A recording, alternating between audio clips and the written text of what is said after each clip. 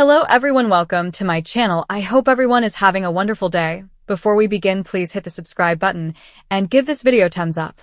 The expansive Forrester Creations building was bathed in a golden light as the sun sank low over the Los Angeles skyline. The air in the sophisticated offices hummed with the typical blend of corporate anxiety and inventiveness, but recently, everything felt heavier for Electra Forrester. She had come to Los Angeles with her Aunt Ivy, hoping for a new beginning in both her convoluted romantic life and the fashion industry. Her first love, Will Spencer, had captured her heart with promises of eternal bliss. However, miscommunications, secrets, and an excessive number of interventions from those in her immediate vicinity had caused the gaps to grow. Electra sat at her desk and gazed at her phone. Without her permission, a picture of her and R.J. Forrester munching lemon bars went viral in their small social group. She was aware that Ivy had done it, believing she was assisting Electra in moving away from Will and toward R.J. Ivy had often stated, "He's no good for you," her Australian accent becoming more defensive. Electra wasn't so certain, though. Yes, Will had made errors, but hadn't everyone in this town? Luna's shadow still hung over him like a black cloud. Second chances, dramatic reunions, and betrayals that somehow brought families back together were the foundation of Forrester Creations. With a nagging conscience, Daphne Rose observed from the other side of the room. She had assured Ivy that she would not discuss the letter Electra had written for Will. However, Daphne lost it when she saw the young woman's bewilderment and her hesitation between two men who each seemed to care. One afternoon, she whispered, "Electra, we need to talk," and pulled her away in the design office. Ivy had intercepted the letter, concealed it, and manipulated events to sabotage any reconciliation with Will. The words came out. In an attempt to coerce Electra, she had shared the picture on purpose. Electra's face turned pale, then red with rage. What?" she asked in a shaky voice as she rushed over to Ivy's office. The altercation was violent and quick. Ivy attempted to defend herself, her normally calm demeanor breaking. "How could you? You went behind my back, read my private words, and decided my life for me?" she asked. She enumerated Will's shortcomings, including the night he spent with a different lady, the difficulties he had with Luna, and his tendency to cause mayhem. Electra disagreed, saying, "I was protecting you, darling. You're too young to see how he would drag you down. Protecting me? Or controlling me? You're my aunt, not my keeper." Brooke Logan and Ridge Forrester exchanged worrisome glances as the quarrel reverberated through the hallways. At Forrester, family drama was nothing new, but this felt intimate and unvarnished. When Ivy hesitated, Electra grabbed the letter and demanded its return. She started crying as she read her own words again, the ones she had written specifically for Will. She had revealed her innermost thoughts and feelings, as well as her dreams for them. Ivy had also buried it. In the close-knit LA fashion scene, word got around fast. After their journey, Electra's father had stayed in Sydney, where phones were ringing. His daughter called, her voice cracking with treachery, and he listened in startled silence. Her father sighed, burdened by long-standing family secrets. "Dad," Ivy crossed a line. "She thinks she knows what's best, but she's ruining everything. Electra, there's more to this than you know. Your mother, she's been worried about you from afar. Maybe it's time she came." Electra's mother had always been a mysterious figure, having chosen isolation due to a troubled background. She was described as being as strong-willed and graceful as the Forrester women, but with an Australian fire that matched Ivy's. Having trusted Ivy to mentor her niece, she had stayed behind when Electra moved to Los Angeles. However, word of the deception spread quickly to her. Calls raced back and forth, hot and frantic. "Ivy has gone too far this time," she said to her former partner or whoever was required by family ties. "Our daughter deserves the truth, not games." A plane arrived at LAX a few days later. With her luxury bag rolling behind her and sunglasses covering her determined eyes, Electra's mother entered the California sun. She wasn't here for fashion shows or small talk. She had come to confront the lady she had previously placed her child's confidence in. For the depth of this developing story, Let's refer to her as Elena Forrester, or whatever last name connected her to the lineage, a lady who had dealt with love, grief, and the demands of a prominent family from across the globe. Elena replayed every update from Daphne and her kid as she checked into a modern hotel next to the Forrester office. Ivy had always been the responsible one, the blood relative or sister-in-law who took over when Elena was unable or unwilling to. However, posting pictures to manufacture breakups, intercepting letters, or mercilessly disparaging a young man's character. It smelled like overreach, or even projection from Ivy's own complicated romantic past in Los Angeles. Elena recalled Ivy's pursuits, the never-ending Forrester entanglements. Liam Spencer had resentment turned her into someone who was unable to let Electra to make her own decisions? Elena headed to Forrester Creations early the following morning. She was surprised when the receptionist buzzed her in. Australian guests were not common. Ivy was at the design office, forcing herself to concentrate while drawing fabric swatches. As soon as their eyes locked, the air became thicker. Ivy, Elena murmured in a steady yet steel-infused voice. Ivy looked up, her face losing color, and said, "We need to talk. Now." This was not what she had anticipated. "Elena, what are you doing here?" she asked as she straightened her blouse in an attempt to recover composure. "Is everything okay with Electra?" "No, it's not," Elena shot back, shutting the door for solitude despite the fact that this place's walls had ears. "She's devastated. You manipulated her relationship with Will. You hid her letter, posted that picture without asking, and turned her against a boy she cares about. All because you think you know better? Who gave you the right?" Ivy's defenses immediately raised. "I was looking out for her. Will Spencer is trouble. He's been with Luna, he's flip-flopped, he's not stable. Electra deserves someone like RJ, steady, part of the family legacy. I wasn't manipulating, I was guiding. She's young, impulsive. Someone had to step in before she got hurt worse." Elena grumbled, pacing the room. The tension between two ladies connected by blood and history was highlighted by the sunshine coming through the enormous windows. Guiding? That's what you call it? Reading private correspondence, deciding who she loves? Electra came to LA trusting you, Ivy. We both did. And now she's questioning everything. Her aunt, her choices, even her place here. Do you have any idea how that feels for a girl her age? The argument got heated. Ivy was reminded by Elena of previous family decisions in which distance had been chosen to preserve hearts or reputations. You think you're the protector, but you've become the problem. Electra rips into you because she feels betrayed, not protected. And if this continues, she'll cut ties completely. Is that what you want? To lose her over your ego? Ivy's eyes sparkled. She went into great detail about Will's shortcomings, including the night that turned everything upside down, the way he seemed to have moved on too quickly, and the constant drama involving the Spencer family. You weren't here, Elena. You chose to stay away. I was the one dealing with her tears, her confusion. I saw how it hurt her. Posting that photo was a nudge, not a crime. She ended up happy with RJ for a bit, didn't she? Happy, because she thought she had no choice. Elena replied, raising her voice. Her hand smacked into the desk. This isn't about Will versus RJ. It's about trust. Electra wrote that letter from her heart. You took that away from her. You decided her narrative. In this family, we've had enough secrets, paternity lies, hidden affairs, corporate sabotage. Don't turn Electra's love life into another Forrester scandal. Electra remained outside the office with Daphne and RJ, who had become closer in the midst of the mayhem.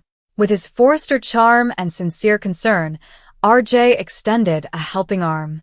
Hearing stories, Will strolled close by, unsure whether to defend himself or provide room. Whatever happens, you've got people who care without strings. The young guy had regrets of his own, but Ivy's meddling had clouded what may have been apparent. Voices could be heard faintly as the struggle within grew more intense. You came to LA with your own agenda once, chasing opportunities, men, whatever it was. Now you're projecting that onto my daughter. Step back, Ivy. Let her live. Or you'll force me to take her home, away from all this. Ivy dropped onto a chair, exhausted but unabated. She muttered, "I love her like my own," with a heavy slide. There had been rumors circulating that Ivy's protectiveness extended deeper, possibly connected to a long-kept mystery regarding Electra's birth. Was she really simply the aunt, or had she become something more due to familial arrangements and teenage mistakes? The air buzzed with unspoken possibilities, but Elena didn't address it at the time. The treachery was the main focus of the blast for the time being. Electra was unable to resist. Her eyes widened at seeing her mother as she pushed open the door. "Mom? You came?" the three women asked, standing in a triangle of conflicting emotions: hurt, rage, and love. Electra looked over at Ivy. Ivy sobbed as she attempted one final defense. "I trusted you. You made me doubt Will when maybe we could have fixed it. You made me feel like my feelings didn't matter. Everything I did was for your future." The Forrester name, stability. "Stop," Elena said. The only sounds in the room were the distant hum of sewing machines and discussions over hemlines. The future isn't yours to script. Apologize, make it right, or accept the consequences. Ivy sagged her shoulders. Apologies were hard to come by in the world of bold and the beautiful, but cracks did appear.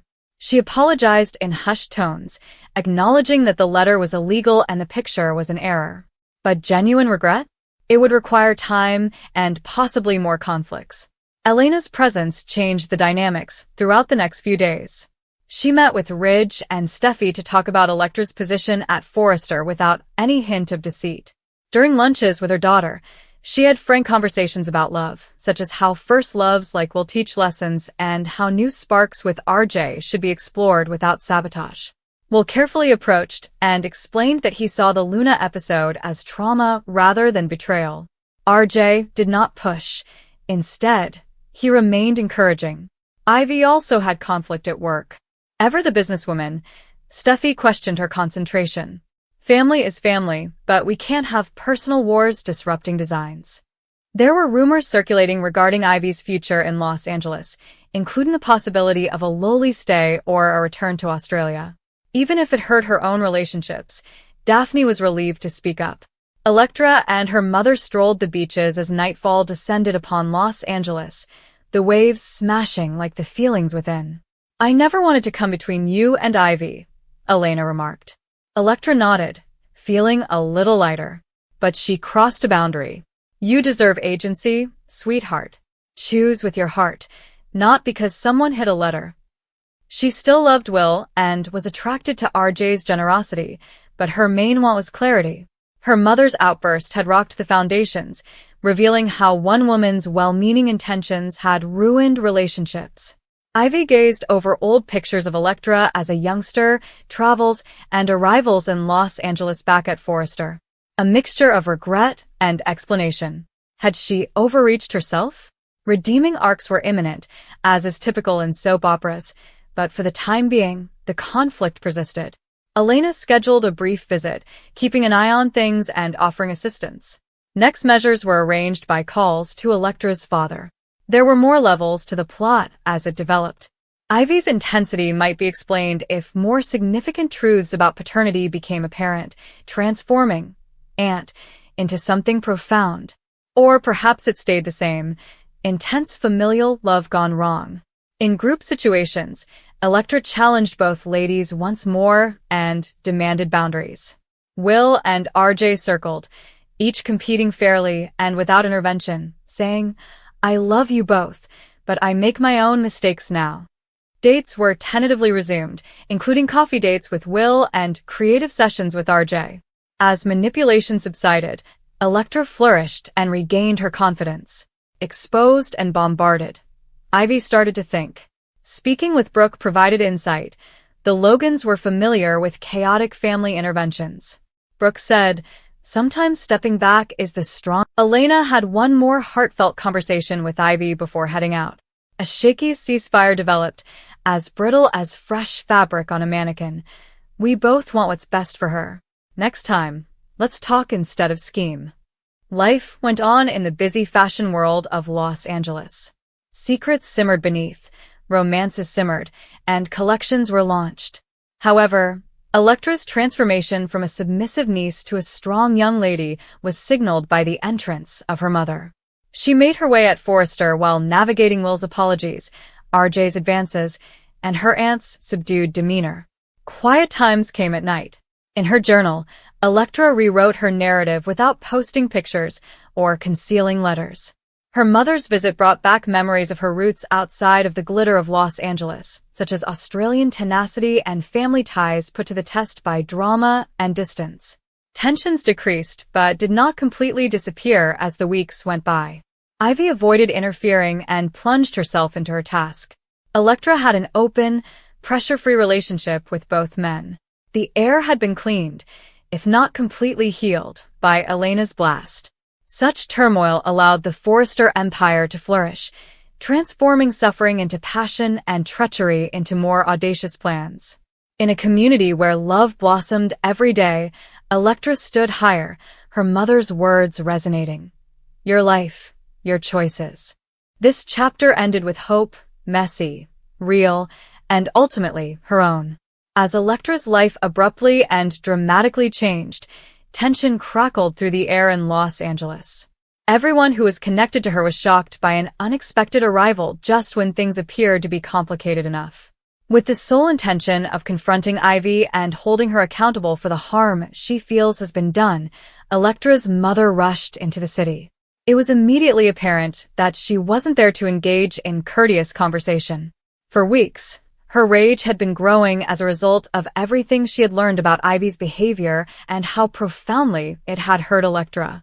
She didn't take long to locate Ivy, and as soon as they met, her feelings were overwhelming. What had begun as a difficult conversation soon turned into a furious altercation that attracted the attention of everyone in the vicinity.